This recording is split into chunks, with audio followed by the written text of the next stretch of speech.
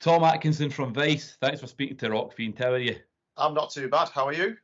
Not bad at all. Nice weather up here. It was raining earlier, but quite a nice night now. How you down the Manchester way? Is that right? Yes, just outside of Manchester in Stockport. So it's Right.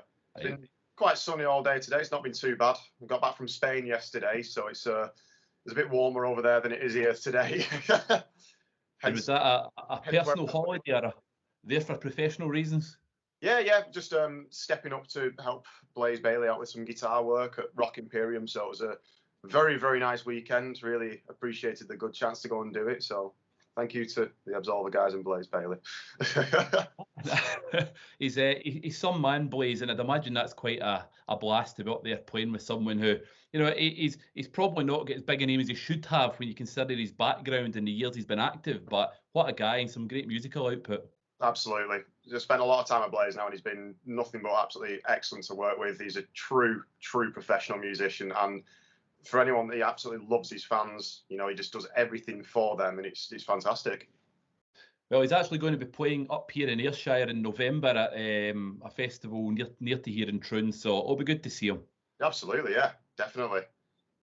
So we're actually here tonight just to talk about your band Vice. Also, you play guitars and vocals. We say you do the cleaner vocals. Is that fair to say? The cleaner of the two, yes. And that's in your band Vice. That's a metal band you guys formed. Is it 2016 you formed? Yeah, kind of the new incarnation of it was around that time, yes. It was like a previous lineup, and then we kind of came back to it and had a bit of a move around with band members, and obviously got that. And then the current lineup as it is at the moment, I think it was 2017, I think was when Maiden joined. And then I've just not been able to get rid of him since. And that's Aidan Lord on bass, that's right? Yes. Yeah, he does the bass and the backing vocals.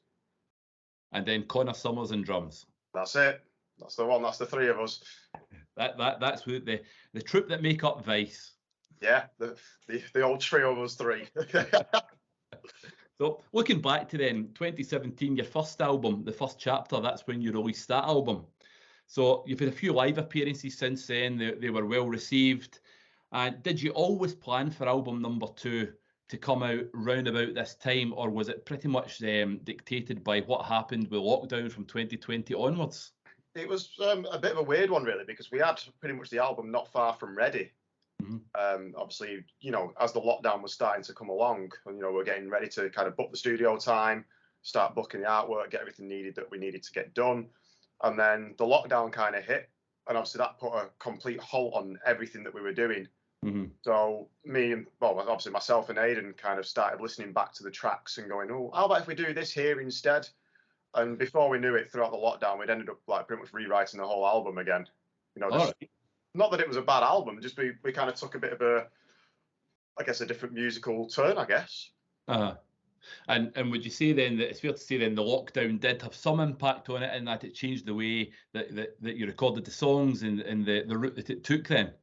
I think so, yeah. I mean, on the first album that we did for the first chapter, I kind of wrote an awful lot of that. Well, I pretty much wrote the whole album myself, and obviously got Connor to do the drums on it. Whereas with this album, we've done a lot more actually being in the rehearsal room together and jamming, and getting it from there. So it was a bit of a different kind of writing opportunity for myself that's not been used to it before. Yeah. So it kind of, it was a really strange turn to do it in that kind of way. And then we obviously started to have to, rethink it in lockdown. We were sending sessions backwards and forwards to each other. So then think like, okay, if you, think about a bit for this bit and I'll have a bit for that bit. And we kind of worked from there, and it seemed to work, strangely. We did the best that we physically could within the lockdown without seeing each other. Mm-hmm. And obviously we've managed to pull it off. Well, I can confirm that is indeed true. As I said to you just before we started the interview, I've had the pleasure of sitting with it for a matter of weeks now, and the Rockfiend review of it came out just, I think it was early June that we brought that out. I will say that's because Colin, the Rockfiend heat honcho, as we'll call him, gave me the wrong date. He told me it was coming out on the 2nd of June, whereas it's the 2nd of July. So yes, that's why we went out at, right before the 2nd of June. But he's some man. But anyway, enough said about Colin. Right, so I mean, it was probably a bit of a confusion anyway, because obviously we're actually releasing the album at SOS Festival in Manchester. So I don't know. It's fine. We know what it is now, don't we? It's the 2nd of July at SOS Festival in Manchester. Well, whilst listening to the album, whilst reviewing it, a couple of things that I mentioned during it, and you may have agreed with me, you may not, but I mentioned several bands in my review. I think I mentioned Iron Maiden, particularly, actually, funnily enough, I mentioned the Virtual 11 Iron Maiden, which was Blaze Bailey's time, obviously, with them. Judas Priest, Five Finger Death Punch, Lamb of God, Trivium, Volbeat, Metallica. Were these fair influences that I heard in there, or was that not deliberate, or basically talking nonsense is what I'm saying? Well, I mean, one of my kind of main influences is Machine Head, on that kind of factor. I've really like the way that Rob Flynn does his vocals. I like the way that the guitar solos work. Aidan's favourite band, ironically, is Lamb of God. So obviously a lot more of the aspect from some of the riffs have come from him with that. That's worked really well. I think Connor's favourite band's Rammstein, but with Connor, anything can change because his favourite song in the world is the Ketchup Song. So, you can kind of say Connor's got this vast, huge, almost wonderful music taste that you'd never even think of. Like if you kind of, if you walked past him on the street and took his headphones out and had a listen, you wouldn't know what to expect. But obviously, I mean, we're all big Trivium fans. I've already kind of had that moment. Volbeat, it's one of them ones that's kind of always grown on you. Listen to it, it's very catchy. They're very clever in the way they keep it heavy, but at the same time, it's still got that melody to it as well. So yeah, absolutely, you're right on the ball with it. It's kind of other people's ears that make you listen and go, okay, yeah, I can kind of see that and where it's coming from. So on the track Rise, that is track number 2, I think, from memory. That's a great track. It's one that I'd imagine will work wonderfully live. I think there'll be fists pumping all over the place. There'll be heads going. It's just particularly, the kind of call and response almost section of Rise. Audiences will absolutely love that. And it was a track that really I thoroughly enjoyed listening to. But I would say that on that, and again, I mentioned this in the review, there was some areas of it that were very, for me, and again, it depends on what you hear, just as you say, it was Painkiller era, kind of Judas Priest to me. And even you, sorry, that's my dad FaceTime, and it always happens. But even you, at times in that, I thought vocally he even channeled a much tougher version, obviously, I would say, of Rob Halford in the vocals there. So do you aim to be like anyone in particular with your own vocals, or do you just see where the music takes you? I think I'm just still quite surprised I've managed to do what I can do. I mean, I never intended to be a frontman or a singer. I always just kind of wanted to do just guitar. I've always loved just being able to play guitar in general. Obviously, I never minded doing the backing vocals in, the kind of, other bands or previous lineups, because it obviously allows me to concentrate on the guitar a hell of a lot more. But when we started to do this one, again, we didn't really find a singer that would gel with us at the time, that didn't quite sit right for the music. So I just said, well, I'll tell you what, we'll do the Dave Mustaine kind of, James Hetfield, Rob Flynn approach. I'll just give it a go myself. So obviously it kind of took a little bit of a time to kind of get used to it and get adapted to my vocal style. But especially with this second album, I mean, Dave, our producer at Red City Recordings, he just pushed me and pushed me and pushed me. And I kind of guess that's where the voice came from, really, just trying it. And, don't get me wrong, there's some amazing vocal takes that were horrendous. They're like the epic fail, I guess you could call them. But the other ones, I kind of hit the note, or, I thought it was some kind of take. You always get in your own head in the studio because it's under a microscope. Everyone's listening to you. And he just went, no, it's absolutely spot on take. And, I would have never dreamed to even have been doing the vocals that I'm doing now. Well, talking about the vocals, funnily enough, there's a lot of light and shade in the album. At some point, maybe not every track, but I'd say in a vast majority of the tracks, there's light and shade in the music, but also in the vocals. We've got your more clean vocals, and Aidan does what we'll call the roar type vocals. Do you think that is what is Vice's kind of, I don't know what to call it, it sounds as if we're on The Apprentice here and say USP, but you know what I mean? Do you think that is a kind of signature for Vice in the light and shade of the vocals and the music? I think so now. I mean, we never really intended to have the full-blown, metal vocal, I guess you could call it. We always kind of wanted the rasp. But with this album being as heavy as it was, it just kind of seemed to sit really well. And we just thought, that's kind of, works very nice. But I think just with some of the topics of the lyrics as well, having the cleaner vocal and having, you know, a nice few vocal harmonies and whatnot underneath it, just really like lets the music shine through as well. You know, they almost complement each other. Yeah. Sometimes, I mean, I suppose it's the only way of saying it's the only time you get a kind of breather on the album, because it's so in your face all the time with, you know, the music and obviously the heavy vocals that are going on. It does kind of give you that respite and kind of give that melody back to it. So I think we probably carry on with it in the future. You know, we found a formula that seems to work at the moment. Where the next album goes, who knows? You know, it could be anything with us three. We dread to think what it could be. As long as you don't go into cheeky girls territory, everything's fine. No, do we?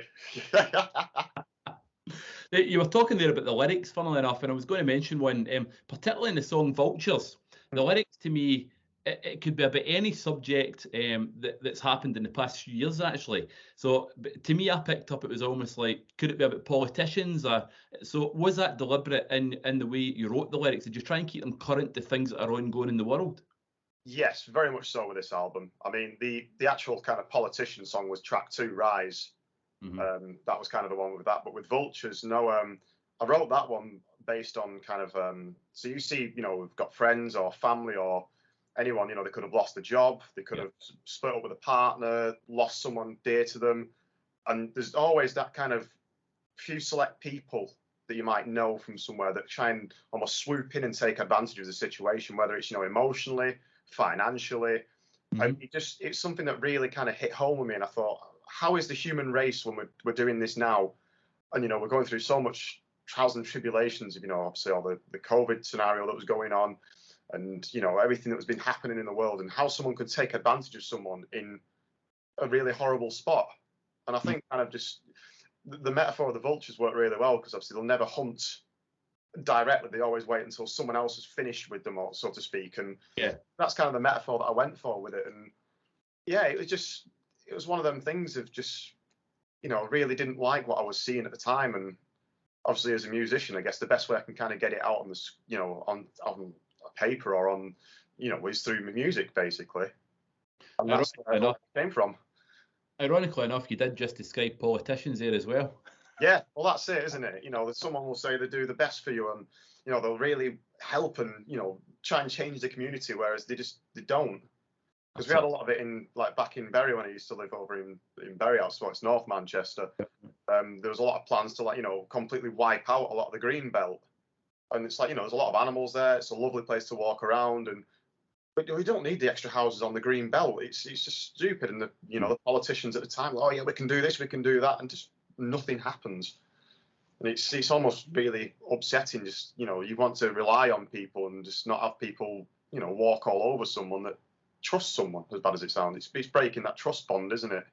Of course it is. And I think what that actually brings us round to is that can be the power of lyrics in music. You get some people who just listen to the music. You get others who are really into the lyrics. I do find that I'm drawn to lyrics quite often. Yes. I might not particularly like the track or the sound of it, but the lyrics can still talk to me. And I think that very much demonstrates the power of music. And you've just said that yourself, and how you can take something that's going on in your local community and put it into, you know, the music that you're making. Absolutely. It's when you, like, you know, you listen to that track for the first time, you get the goosebumps on your arms, and that's when you know that it's like a really good track, whether it's the atmospheric kind of of it or if it's the lyrics. Like you say, there's so many different factors that could make music, as, you know, to give you them goosebumps, and it's a really good feeling. Absolutely, yeah. Oh, definitely. That it's one of the great things of music. Yeah, 100%. It's one of my favourite things. If an artist can do that, it's like, oh, I'm going to explore the whole discography of these guys now. It's exactly what happens. So, bringing it back to the music then, actually, you play obviously guitar, you do the vocals, but you also play guitar. Now, one thing I noticed is your guitar solos are superb. The structure of them is just brilliant.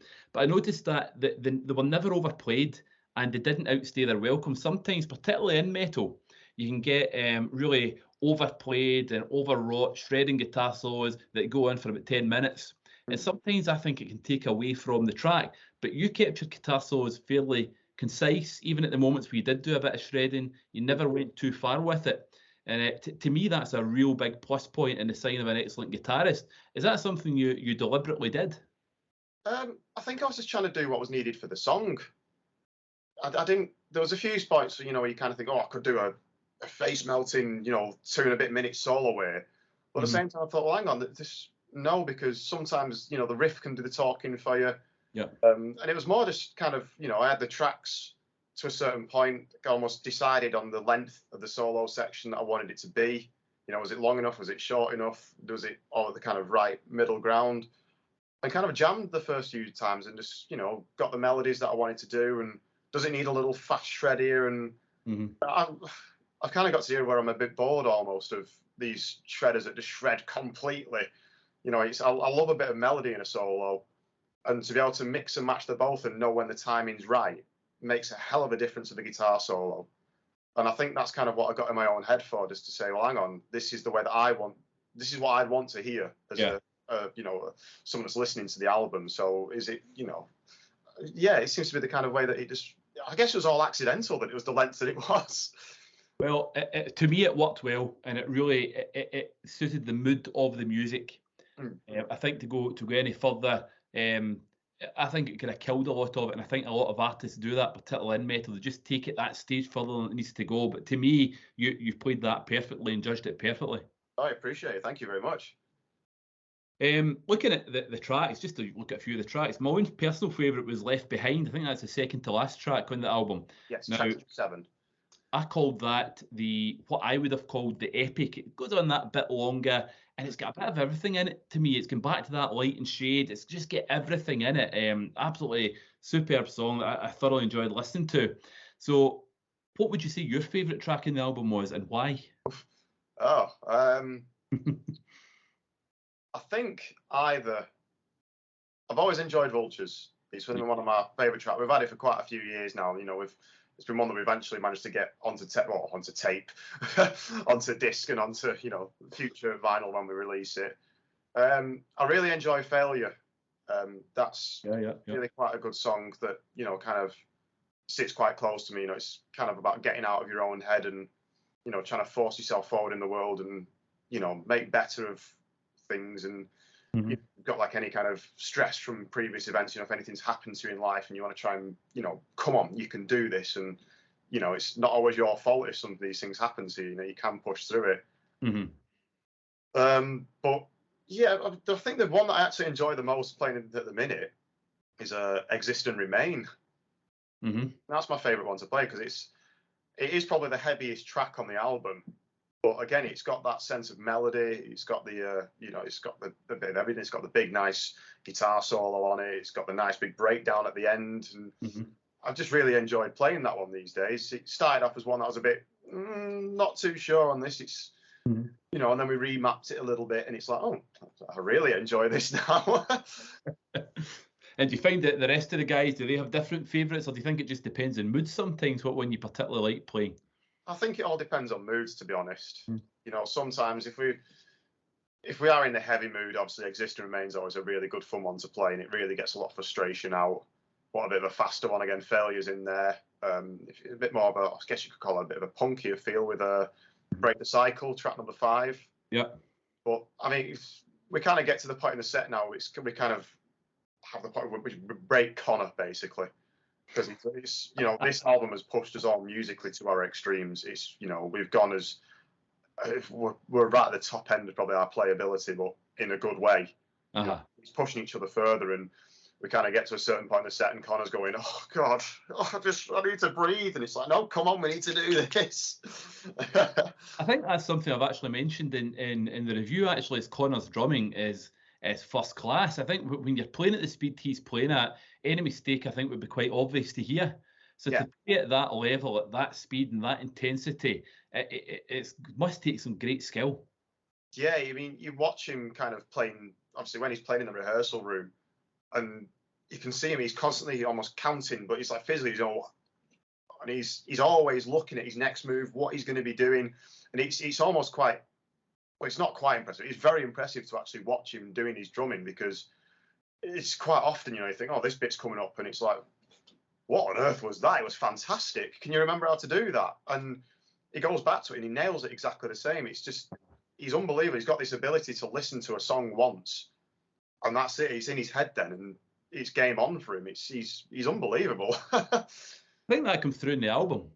Yeah, Really, Absolutely. it's a great performance by all three of you. I think the rhythm section of Aidan and Connor in particular work so well together, and it really complements the riffs that you're putting out. You know, in the rhythm guitar, then your lead parts as well, the vocals, everything just complements one another. That's what makes this album so good. Yeah, well, it's either we work really well together or Dave's a really good producer that can make us sound tight. I mean, I'd like to hope it's the first one. If it's the latter, it's not a problem. So obviously, and I mean, you'll agree, I'm sure, that the Rockfiend review is the only review you'll ever need. You'll not need any other reviews. Absolutely. But have you had any other reviews coming, or any pre-release reviews? And what's the kind of reception that you've had so far for the album? It's all been pretty good so far. Obviously, this album's a lot heavier than the first release that we put out. So whether people were expecting kind of more of the same, I guess, in the kind of musical department. I mean, we've still got the Vice sound. Mm-hmm. Obviously, it has changed slightly in the sense of, it's a bit heavier. Obviously, there is the more growly vocals now. The songs are a bit more aggressive, but I think it's knowing what to expect. We're never going to release the same album over and over and over again. We don't want to be that kind of band. Of course. It'll be, whatever influences we've got at the time, whatever moods we're in, and just make sure that we kind of have the sound that we want, I guess. Mm-hmm. But yeah, so far, I mean, the overall kind of reviews have been absolutely fantastic. Everyone's really enjoyed it so far. Excuse me, sorry. Everyone's enjoyed it so far, and I mean, as long as people are truthful, that's the thing, Of course.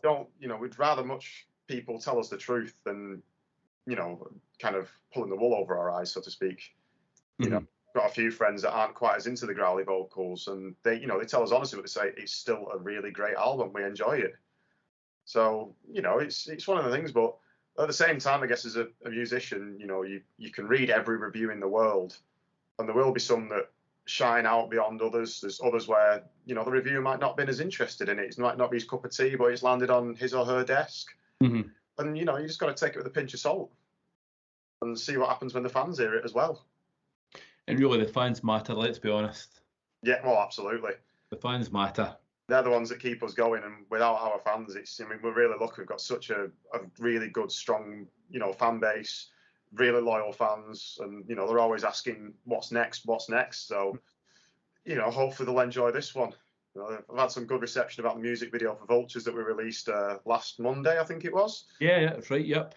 Obviously, then is the digital Break the Cycle on the Bandcamp page that I think should be online by now. I'd have to double check, but obviously it should be sorted by the time it airs. Well, it's hopefully they enjoy it, and like I say, the pre-orders should be delivered before SOS, so people can listen to the album. And hopefully, if they come along to SOS Festival in Manchester, they'll be able to sing along or shout along. Well, actually, it just dawned on me there. I don't think I've actually mentioned that the album's called For the Fallen. I don't think we've actually mentioned that. So the album's called For the Fallen, and it's going about the 2nd of July. So this Friday, in fact. I think it is, isn't it? No, Saturday. Saturday. Yeah, it's Saturday. Yeah. So this weekend, so Saturday, 2nd of July, that's going to be releasing. You've mentioned that the launch party as such will be then the SOS Festival out in Manchester. Yeah, playing the whole album in full. Just the whole thing, basically. From track 1 all the way through to track 8, you're going to hear the album in full, as it should be live. That'll be absolutely great. That's something the fans will most definitely love. Hopefully, so after that, we don't disappoint, because if we do, then we're going to have a rethink about it, aren't we? Too late now. Yeah, absolutely. So after that, though, what plans do you have in terms for live dates?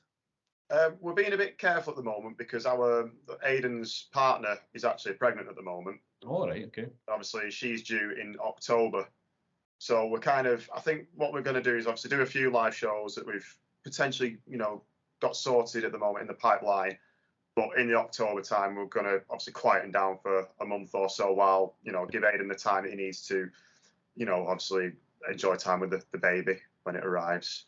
But obviously me and Connor will still be in the rehearsal room. We're still going to be jamming, still be writing. I'll still be recording everything, obviously back at home. So we'll still be well and truly busy and, hopefully getting album 3 ready. Album 3. I was actually going to ask what the plans were for the future. So album 3's been considered already?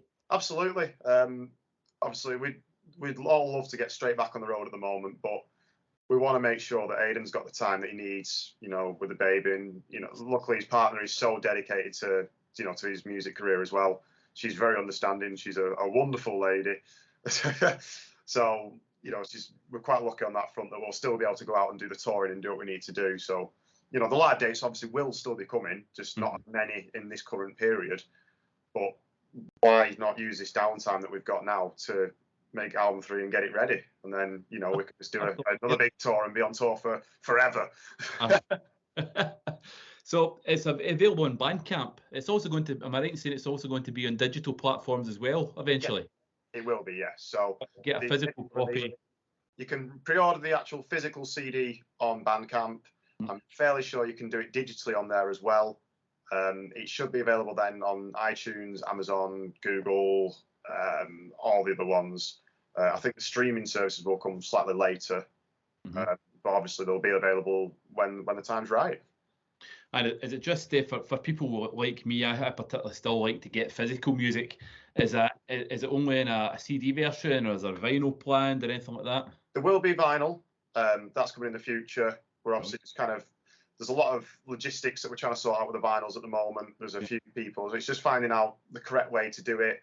I'm going to speak to a lot of the fans, you know, if we can get a great pre-order together for that as well, get everyone interested. We can do something special for them as well, rather than just, you know, just a plain vinyl. We can make it a really, really cool bit and say almost as a thank you for supporting us. Oh, great. You know, especially when, you know, I'll come prepared this time. You know, when you've got the artwork by Mr. Pilkington that he's done it, you know, he's phenomenal. So we can do a really good, you know, vinyl cover. You know, exceptional, obviously, vinyl itself, and, you know, obviously in the future it is coming. Put it that way, is the short version of that answer. So basically, anyone's going to be able to access this music wherever they want, whether they buy a physical copy, whether they go to a streaming platform. It's going to be available for everyone to get, hopefully starting this weekend. Yes, I think it's vicemetaluk.bandcamp.co.uk. I think it is.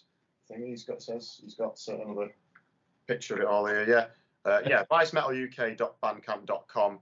For all the information, you can just go to facebook.com/vicemetaluk, or anything like, I think, Vice at Vice Metal UK. If you just type in Vice Metal UK, you'll find us pretty much on every platform available.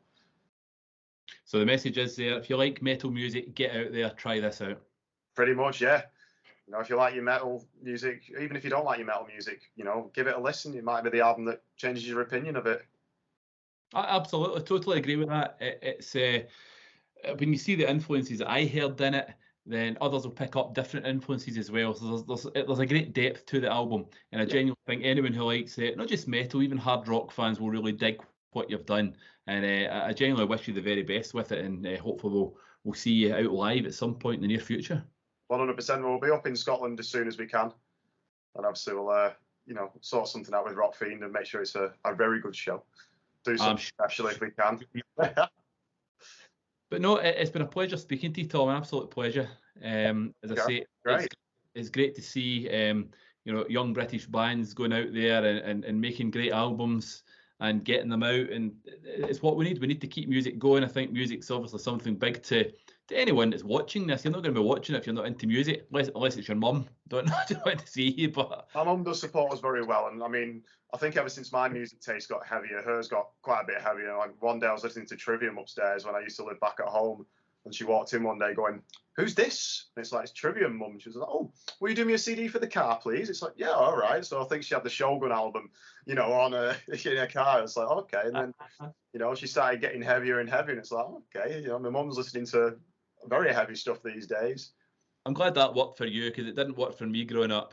I done Metallica, and my mum and dad were still listening to Glenn Campbell and male voice choirs. Well, I think I was very fortunate. I mean, I was brought up with like Deep Purple, Black Sabbath, and, you know, Pink Floyd, so it was always worked really well for me with my dad. And then I think as time's gone on, I mean, my mum was listening to an artist called Amy MacDonald one day. Obviously, Scottish as well, isn't she? I really enjoyed her music straight away. I went out and bought the CD the next day because it was absolutely great. The songwriting is phenomenal. She's a good songwriter, but very different from Vice. So let's not get people mixed up with Amy MacDonald and Vice here, right? That'd be a hell of a duet, wouldn't it? She's got hair as long as yours. That's it. That's where it ends. Yeah, that's about it. The accent and the looks are as different as they could be, but you know, that's about it, isn't it? Yeah. Although these days she actually does have more tattoos than a lot of metal artists that I've seen. Well, that's it. I mean, I'm completely bare, so Me too. anything's possible, isn't it? But as I say, Tom, it really has been a pleasure speaking to you. I wish you the best of luck for the launch this weekend, and obviously I hope everything goes well with the release. And if anybody wants to read about it, get onto Rockfiend, have a read at the review, and as you say, check out the Vice Band on Facebook and Bandcamp, buy the album, stream the album, and support it in any way. Thank you very much, Gareth. It's been great. No bother at all. Pleasure to speak to you, Tom. Hopefully see you on stage at some point soon. Absolutely. Cheers, man. Thank you. Take care. Bye-bye.